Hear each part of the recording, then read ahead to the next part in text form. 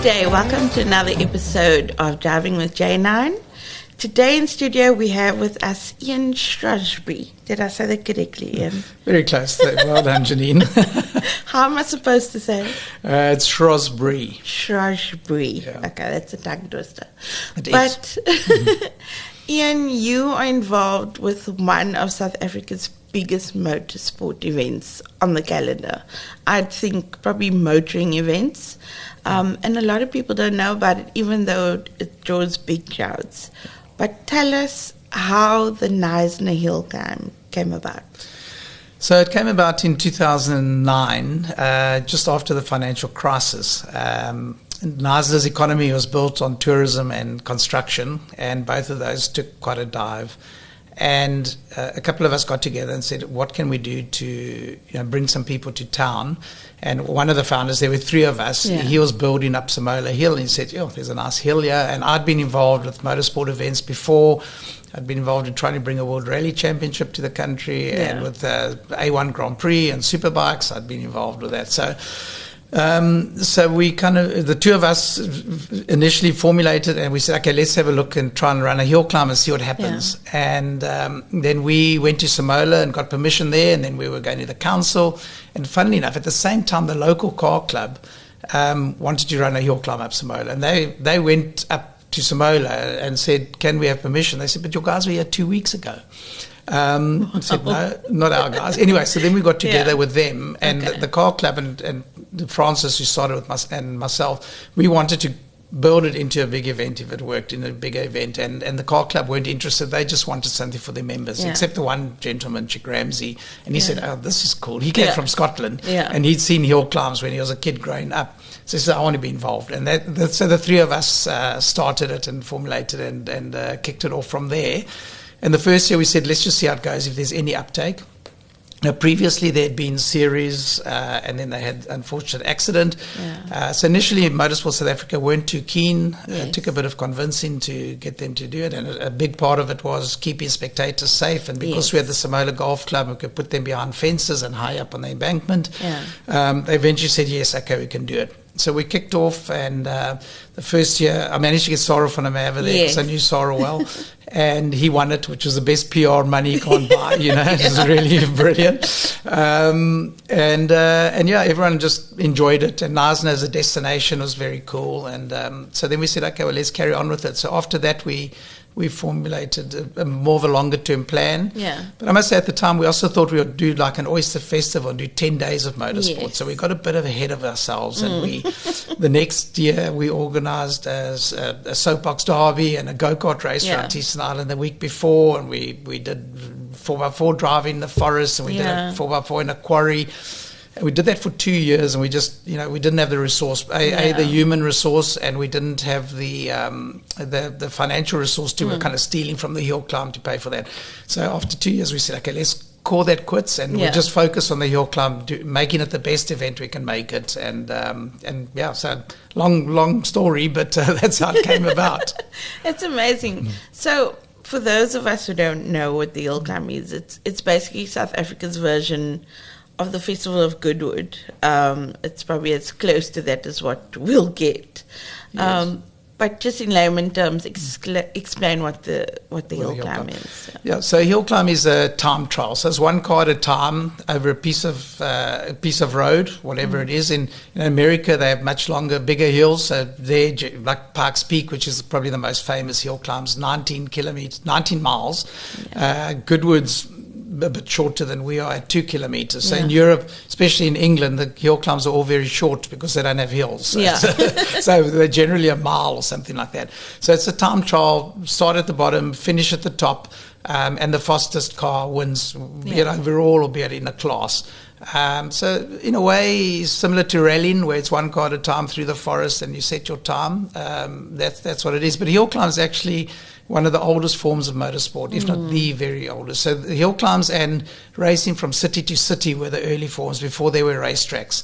So it harks back a long way. And South Africa used to have a lot of hill climbs in the 30s and 40s and 50s. There was one at Camps Bay, and around the country. Durban had one in Cater Ridge, and Joburg had the Krugersdorp hill climb, was famous for a long time.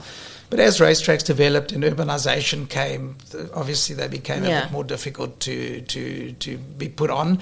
And then also there was a part of a safety thing too, especially with city races, like the Mille Miglia in Italy. Fantastic events, but the crowds were like right on the side of the road. And so when there were accidents, there were a lot of injuries.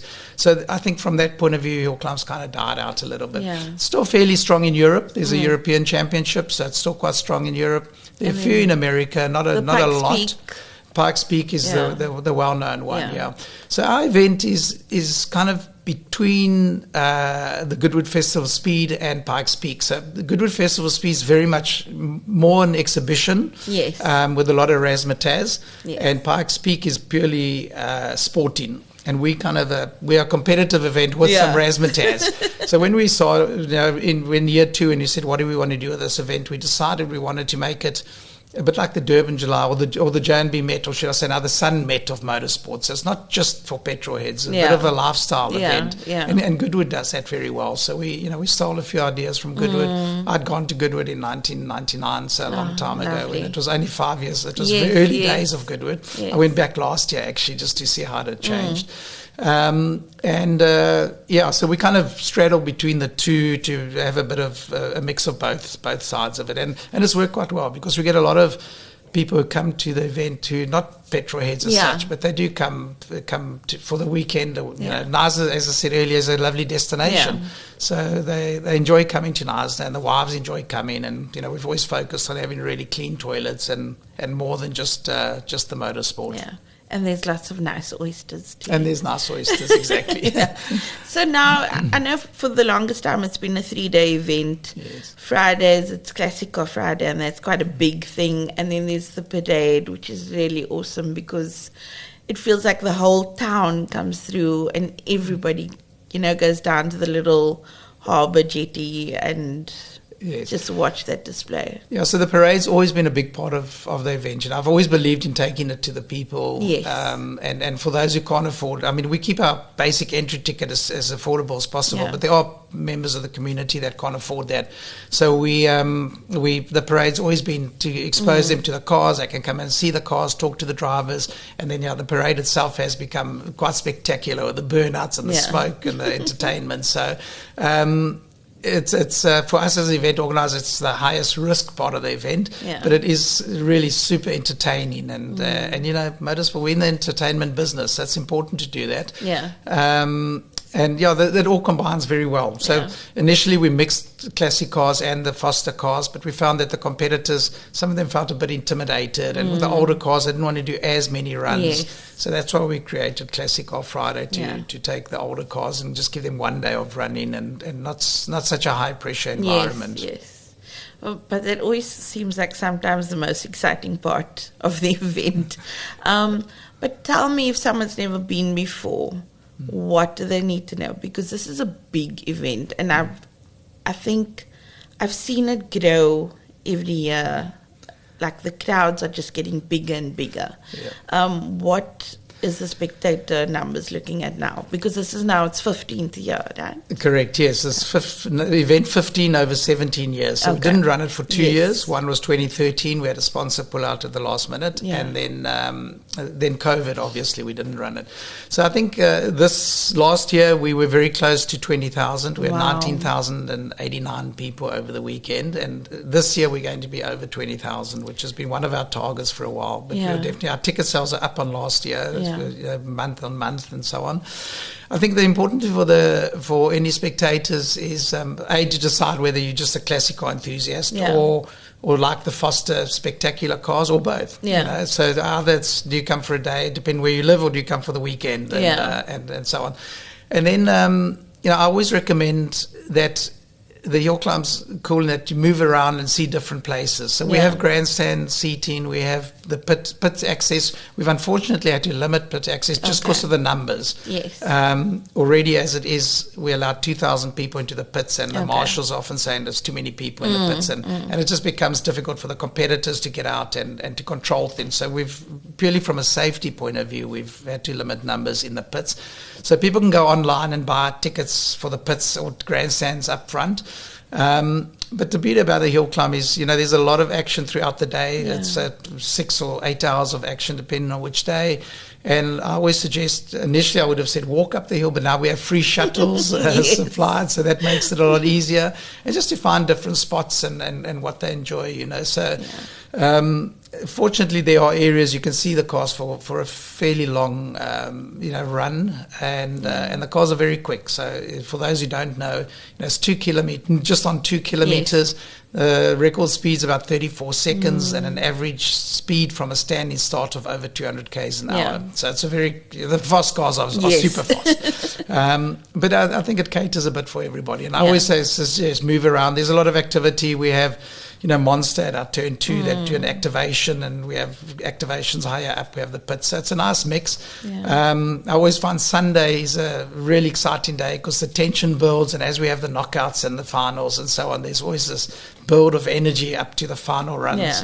I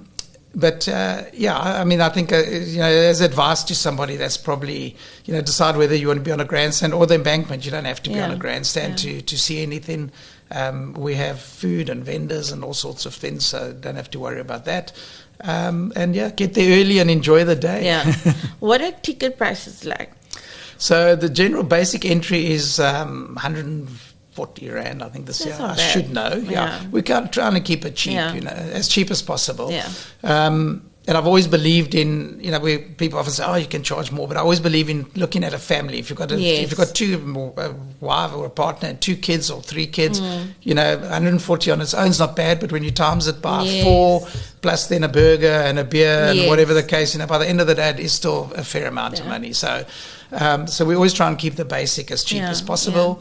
Over COVID and after that, we didn't increase prices on the basic level for a long time. And then people can upgrade. So grandstands cost, I think it's 230 Rand a day for a grandstand seat, or the pits costs a bit as well. And then we also have hospitality, obviously, for people who want to be in hospitality. We have different hospitality packages. So there's quite a spread of options for different customers. Lovely. Obviously, accommodation. Knysna is a beautiful place on its own. Yes.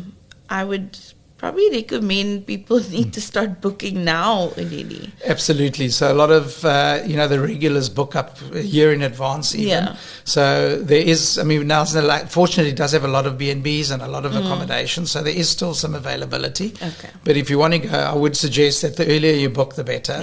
And there are 2 ways, either via our website, which is simolahillclimb.com. You can also get tickets via that. Or else Knysna Tourism. Visit Knysna is the website, and they've got all the options and all the guest houses and Airbnbs that are listed. So I've seen a couple of title sponsors over the years. Tell me about the OEM involvement. I remember Renault. I think those were early days when Renault was a title sponsor. Because I remember a bunch of media. They let media do runs up the hill because I still have my Knysna helmet and my race. I remember that, so that was pretty awesome. And then Jaguar was a title sponsor for a long time. So we got Renault in from year 2, and they were partners for 3 years. And then they dropped out. They'd agreed to continue, but they dropped out, change of management. That's the year we missed. And then we got Jaguar on board. And Jaguar is a great partner, helped us elevate the event. And Jaguar were our partner for 6 years, and then they actually wanted to continue, but we had a strategy change on our side because having an OEM as a title sponsor, the other manufacturers and OEMs didn't really want to come and play. Nissan were probably the only one who came in the official thing. So we said, we want the other OEMs and importers to be involved in the event. So we took a strategic decision to not have a OEM as a title partner, try and get a neutral partner, a fuel company or an insurance company or a cell phone company. And then we offer different levels for the OEMs to be involved. And it's worked very well for us. This year we've got 8 OEMs in various official activities. So a lot of them are just entries, but then the others are the tier 2 partners or tier 1 partners. So it's really worked well from that point of view. And you know the manufacturers and the OEMs well. You know, they also love to get behind something like this, and then they start like Volkswagen did 2 years ago and bring out international competitors and cars and so on. And that's really what we wanted to elevate the event and put it on the international map. So the strategy's worked well. The only part that hasn't is before COVID, we were close to signing a neutral title sponsor. And since COVID, sponsorship landscape has changed a little bit. So we haven't signed a title sponsor yet. But as it's structured now, having multiple people involved does de-risk us a little bit. So we're not reliant on one title sponsor as before. So it has helped us the last few years since COVID to run the event and improve the event. It is a bit stressful because we do need a big gate to pay the bills, and that's always tricky. You know, in terms of sponsorship and events, the ideal scenario is to have 100. Your costs covered 100% by sponsors, and then your gate is your profit. Maximum we've ever run is about 70% sponsorship cover. The last couple of years has been about 50%, and this year we're down to about 30%. So so the risk is obviously higher, and every year the budgets just go up and up and up. You know, this event, being in Knysna, we have to bring everything in. We use public land, so there's nothing there, and we have to bring everything in. So it's quite stressful from making it all work financially. Yes. It's been a passion project for most of the time. I can honestly say that. But when we changed our strategy, we said, look, it also has to pay its way, because we can't run an event of this size and have to subsidize it and so on. So it had to start paying its way. So we do that. But it's always a bit of a grit your teeth and hope for good weather and a good crowd.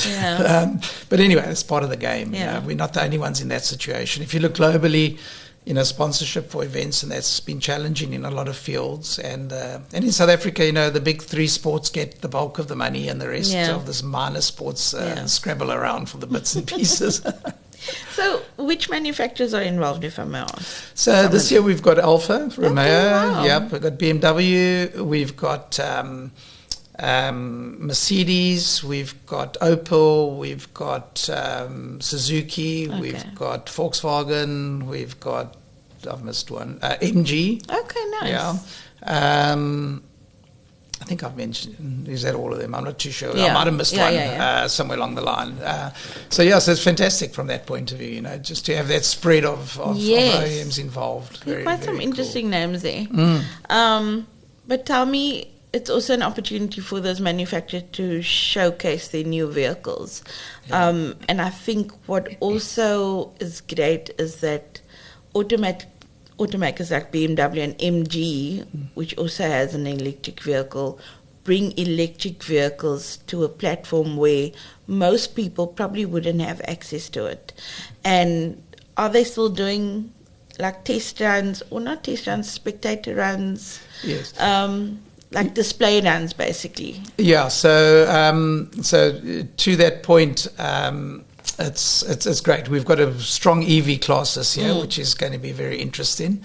So depending on what tier of partners they get access. We obviously time limited at lunchtime and so on. So the OEMs that are tier 1 and tier 2 partners, they get runs up the hill. They get some cars for VIP runs, and nice. It is part of the experience and so on. So yes, we have got manufacturers that are, or OEMs that are will be involved with runs up the hill at lunchtime. Yeah, and I think again the event, we've always try to give it a platform for the OEMs, because a lot of, sadly, track race is not what it used to be. And I don't want to sound old and say the good old days, but, there's not a lot of classes that they can bring a car off the showroom floor and run it in an event. And we provide that platform. So we provide a platform for them to, in whatever class it is, to showcase their cars. And then... and then to also put people in seats and be part of the fun. So it works well for them, and so we've worked hard to try and provide that platform to get them involved. And also the event's going, like I said, and it's drawing big names. I think the Hansen brothers were there last year. There was Mika Salo, who was a guest with VW and so forth. But there's more and more people saying they really want to come to this event because it's just so awesome. And also our own guys, our own local races. I mean, Franco Scribanti takes, the record. And I think it's, even though he wins a lot, people want to see if he'll be consistent and so forth. Yeah. So absolutely. Yeah. I mean, I think, we've got a lot of interest from overseas. One of the challenges, so the OEMs obviously help on that level, bringing out cars. But there are a lot of top European champions that would like to come. We're trying to work to get partners like a courier company or an airline company, because a lot of, we in May and the European season starts shortly after. So the guys can't put their cars on ships and that. So they want a bit of assistance. They don't have the money to fly a car here and fly it back, a lot of them. So we're trying to work some deals that we can offer them a package with some assistance to get cars in and out. Okay. We've also been speaking to a few more ex-Formula One drivers to get them in here. The challenge is to find nice cars for them. They're all very competitive and they want to drive a competitive car. So that's a challenge on that level. But they'd like to come. It's on the map. They know about the event. I've spoken to a lot of guys. Yes, we know about it. I spoke to Travis Pastrana at Goodwood Festival. He's like, I know all about it because I'm mates with Peter. I'd love to come. So that's really nice, to be in that position. It's just we need to get the mechanics right to get them into good cars and get them out here. But I mean, it's super from that point of view. And then locally too, we oversubscribed this year again. Really? I mean, the very difficult thing is we're limited with space to the number of cars we can run, and also having enough runs for each competitor. So, this year we had to turn away 31 cars, and that's always very difficult because they're nice cars and they're people that have been involved for a long time, and, they get quite offended if they're not invited back. But I always use a movie analogy. We need Julia Roberts and Tom Cruise, the stars, and then the supporting cast, and the theme needs to change every year. And people come to the event to see nice new cars. They don't want to see the same cars every year, because then it gets boring. So we have to balance it out, and we always look at so many different factors. What the car is, who the drivers are, how many cars in that class, how many cars of a particular brand are in that class. Because you said I want 10 of one brand and none of the others, and drop off the others. So it's always a balancing act, and unfortunately we can't accommodate everybody. We'd love to, but it is just one of those things.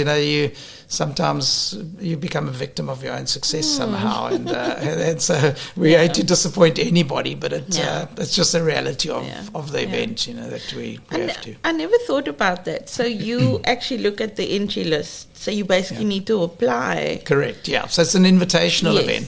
So people, drivers, competitors give us a intent. We call it an intent to enter. So they submit their cars and what their details intend to enter, and then we look at it and say, okay, let's look at, as I say, according to those criteria I just mentioned, and then we pick what we always think is in the best interest of the event, and that's what we do. And the date, is it 3 to 5 May? So this year's the 1st to 4th of May. It's always the first weekend of May. Again, we're stealing a bit from the Durban July, because everybody knows the Durban July is the first Saturday in July, and it just makes planning a lot easier. So we always say the first full weekend in May. And so we've got dates, you can book for 5 years in advance if you want to, because you know when it's going to be, and it just makes it so much simpler. From all accounts, And what number of races are we expecting to see? So how many drivers are there on Classic Friday and then for the rest of the weekend? So Classic Car Friday we limit to 65 entries, and then on the rest of the weekend is 84 entries. And again, we limit Classic Car Friday. We could accommodate 84, but then they'd get less runs up the hill. So obviously, coming to Knysna is quite expensive for the competitor as well, so we're very cognizant of that. So running 65, they get a good number of runs up the hill that gives value for money. And then because King of the Hill has 2 days of racing, 84 cars, they still get enough runs over the weekend. So all in all, I think it adds up to 148 entries. 148 different cars over the weekend. It's definitely petrolhead heaven. There's a lot to do, and there's always cars revving, and it's just such an awesome event. And I think it's also become one that's not just for petrolheads, like you said. it's for families, and it's just a great event to go to. But as it gets bigger, I've noticed there's a lot more planning that goes into it.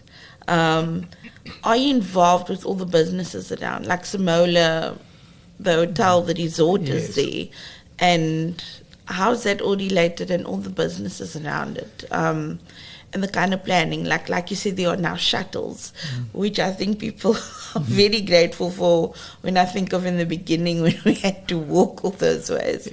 But how does it all tie in? Yeah, so it's we obviously there's so many stakeholders in terms of putting the event together, so it does take a lot of planning. You know, we plan.